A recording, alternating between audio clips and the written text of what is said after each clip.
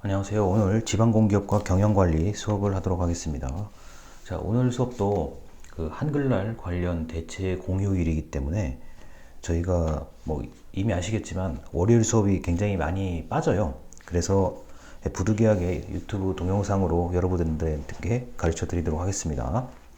자, 오늘은 지난주보다 훨씬 간단합니다. 내용을 제가 보니까 그 동영상에서 촬영하기에 딱 적합한 내용이 오늘 요 정도예요, 사실은. 그래서 너무 길게 얘기하면 이것도 듣기가 어려우실 거니까 요 정도 선에서 제가 간단하게 말씀드리겠습니다. 자, 지방공기업과 경영관리 325쪽인데요. 자, 그 첫 번째 문단에 이런 단어가 나와요. 자, 지방공기업법은 1969년도부터 시행되었다라는 단어입니다. 문장입니다. 자, 지방자치제를 실시하지 않고 중앙 집권적인 개발 행정, 자, 이른바 위에서 자, 지시하면 아래에서 해야 되는 그런 중앙 집권적인 행정이 추진되었을 때에도 지방자치단체의 독립적인 영역으로 자, 지방공기업은 남아 있었습니다. 자, 이게 왜 이렇게 예전에 중앙 집권 그리고 국가 중심적인 그 재정 운용, 그 다음에 경제 발전을 하던 시기에도 지방 공기업은 좀 독자적으로 지방자치단체가 할 수 있도록 왜 그렇게 독립경영, 독립관리하도록 놔뒀냐라고 할 수가 있는데, 이거는 제가 보기에 이제 필요에 따른 이유예요. 그리고 우리가 이제 지방공기업을 대표하는 영역 중에 하나가 상수도하고 하수도 개념인데, 자, 상수도하고 하수도는 뭐 예나 지금이나 앞으로도 이 없으면 안 되는 사회 간접자본의 대표적인 거잖아요. 그래서 이제 중앙정부 입장에서도 지방공기업법을 만들어 놓고 그 공기업법을 근거로 뭐 상수도와 하수도 사업을 하는 것에 대해서 전혀 반대할 이유도 없고, 사실 당시에는 무조건 해야만 했던 것이죠. 어떻게 보면은 가장 그 무조건 해야만 한다라는 개념을 가진 사업들이 바로 지방공기업법에 근거한 지방공기업이 임무라고 할 수 있습니다. 그렇기 때문에 독립적으로 경영하도록 내버려 두는 게 훨씬 중앙정부도 이득이고 지방자치단체도 이득이라는 그런 생각이 들거든요. 그리고 뭐 여전히 상하수도는 매우 중요한 우리 대한민국의 사회 간접 자본이라고 할 수 있습니다. 자, 그리고 326쪽인데 위에서 여덟 번째 줄이에요. 자, 지방공기업의 경영은 공익성과 수익성의 균형이 중요하다. 그리고 원칙적으로 독립채산제로 운영된다. 이런 얘기들이 있습니다. 자, 여러분들이 만약에 공기업에 관련된 얘기를 누군가에게 질문을 들으면 일단 맨 먼저 얘기해야 되는 그 문장 같은 거예요. 그러니까 이른바 뭐 우리가 단어 수거라고 할 때 수거 같은 얘기죠. 모든 공기업은 공공성과 수익성을 동시에 추구합니다. 그것이 균형을 이룰 때도 있는데 어떤 경우에는 이제 공공성 영역에 완전히 치우친 그런 공기업도 있고요.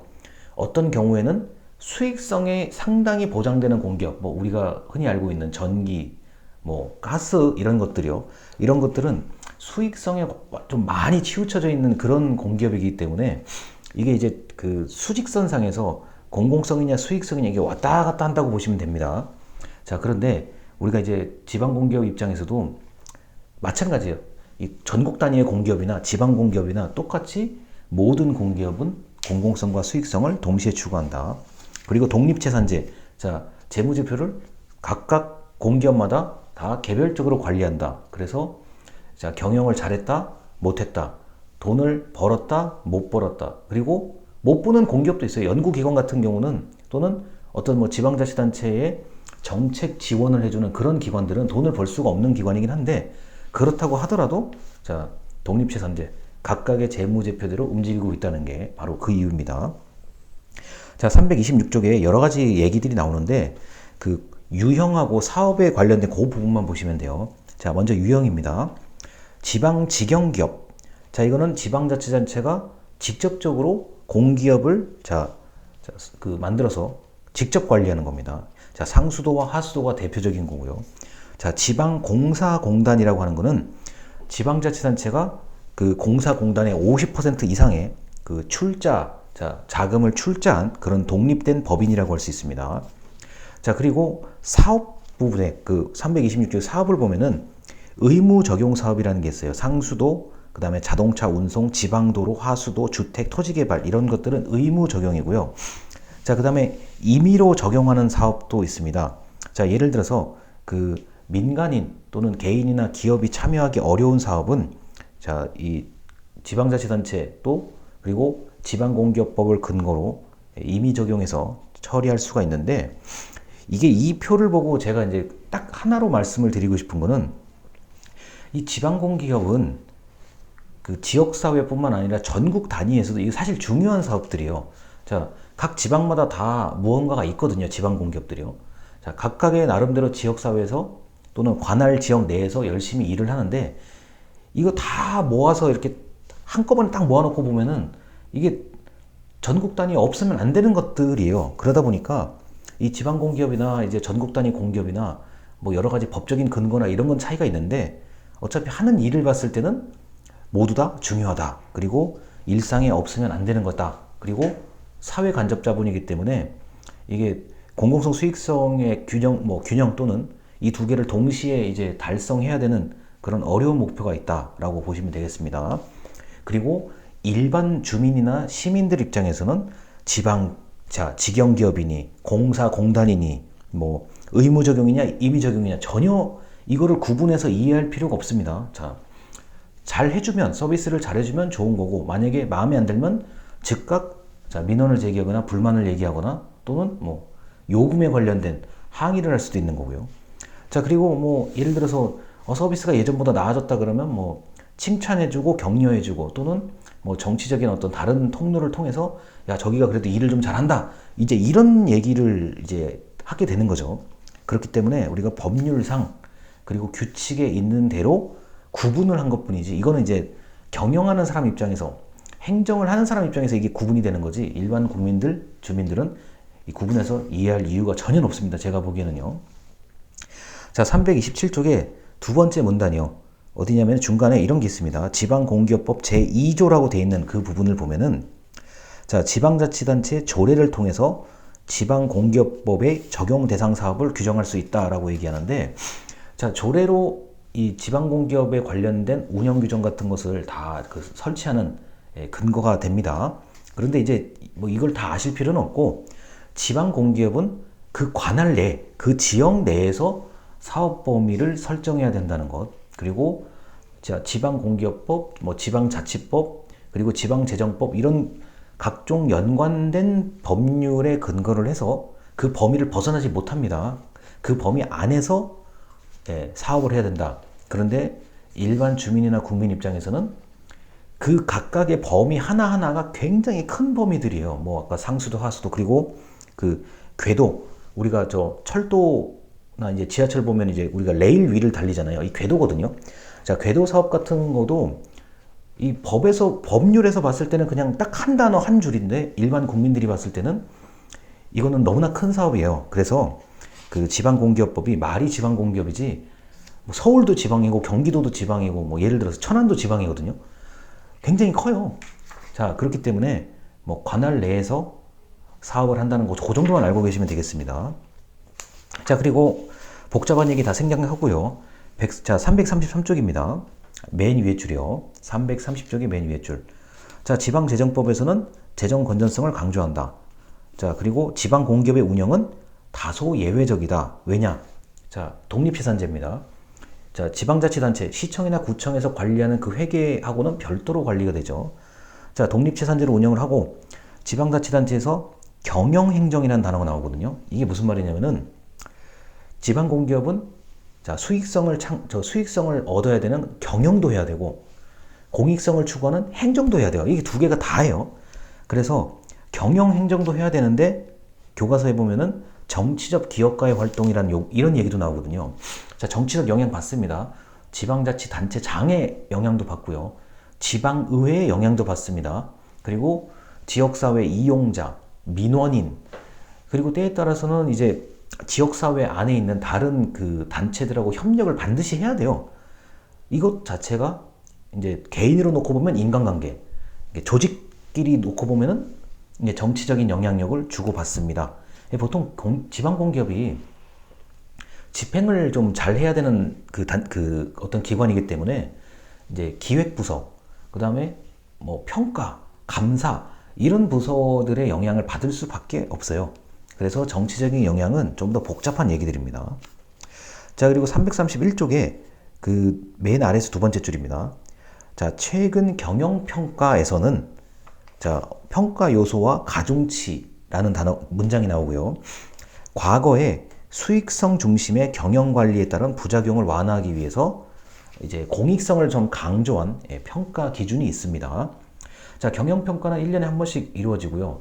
외부에서 지방공기업에 대해서 평가를 하는데, 뭐 저도 이런 거에 뭐 직간접적으로 관여를 해봤지만 기준이 있어요. 우리가 왜 중간고사, 기말고사, 그 다음에 출석, 뭐 이 수업 같은 경우는 과제가 있을지 없을지 잘 모르겠는데 하여튼 네 가지의 영역이잖아요. 자, 경영평가 기준도 시험 보는 거예요. 뭐 몇 가지의 기준에 따라서 각 그 기준마다 몇 점, 몇 점, 몇 점 이런 식으로 배분이 돼 있는 건데, 그 이제 지난 그 문재인 정부까지는 이제 사회적 책임이 상당히 강조가 됐는데, 이번에 지금 윤석열 정부로 넘어오면서 이제 사회적 책임보다는 약간 더 수익성을 좀 확보하자. 그리고 그 낭비하지 말자. 건전성 확보에 조금 더 초점이 가 있거든요. 그래서 경영평가 기준이 이 책에 언급된 거하고는 조금 더 다르게 이제 수익성 그리고 건전성에 초점을 두는 그런 방식으로 약간 이동한 상태입니다. 그거는 참고로 말씀을 드릴게요. 하지만 경영평가 기준이 아무리 어쩌고 저쩌고 해도 자, 공공성, 수익성 이 두 개를 전부 다 경영평가 기준에 다 담아야 된다는 그거는 아셔야 됩니다. 자, 그리고 333쪽에 위에서 세 번째 문단입니다. 위에서 세 번째 문단에 이런 게 있어요. 지역의 사회 경제적 현실에서 지자체의 역할이 요구될 때 지자체가 제한적인 경영활동만 수행하면 소극행정의 책임성 문제가 발생한다. 자, 지방자치단체장이 공약을 이용하거나 선거의 전리품, 자, 선거 당선되게 도와준 사람들에 대한 보답입니다. 자, 그렇게, 자, 그, 역관주의적 그 임명, 이렇게 되면 정부 실패의 비효율성이 발생한다라고 돼 있는데, 자, 이거는 지방자치단체의 의지가 일단 중요해요. 자, 우리 지역은 그냥 요 정도 서비스에서 만족한다. 그러면 할 말이 없는 거고, 자, 조금 더 좀 새로운 걸 좀 해봐라. 좀 더 서비스 수준을 높여라. 이렇게 되면은 이제 지방공기업에서 더 할 일이 많아지는 거죠. 자, 그리고 이제 지방자치단체장이 선거를 통해서 당선이 되면 그 지방공기업에 좀 이런저런 영향력을 많이 행사를 해요. 그래서 그 나의 선거 당선에 큰 도움을 준 사람에 대해서 뭐 그 흔히 말해서 자리를 좀 이제 그 임명하는 경우들도 있고, 그 다음에 그 이제 본인의 이제 의지, 공약을 이제 좀 더 실현하기 위해서 지방 공기업에다가 이제 그 어떤 영향력을 행사하는 경우들이 솔직히 있습니다. 제가 이거는 부정하진 않아요. 솔직히 있고, 뭐 제가 구체적으로 어디가 어떻다라까지는 뭐 말씀을 드릴 수도 없고 잘 모르기도 하지만 이런 것들이 있다는 거는 여러분들이 아셔야 돼요. 자, 그리고 이제 334쪽입니다. 맨 아래에서 세 번째 줄. 자, 도시철도는 무임승차에 따른 재정 보존의 문제가 있다.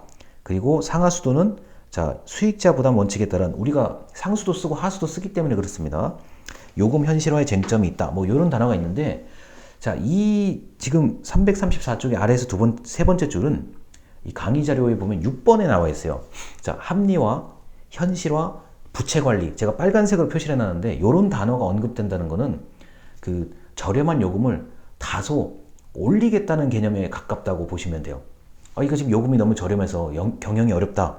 요금을 미안하지만 조금은 올려야 된다. 이런 형태로 이해를 하시면 돼요. 합리화, 현실화, 부채 관리 이런 거.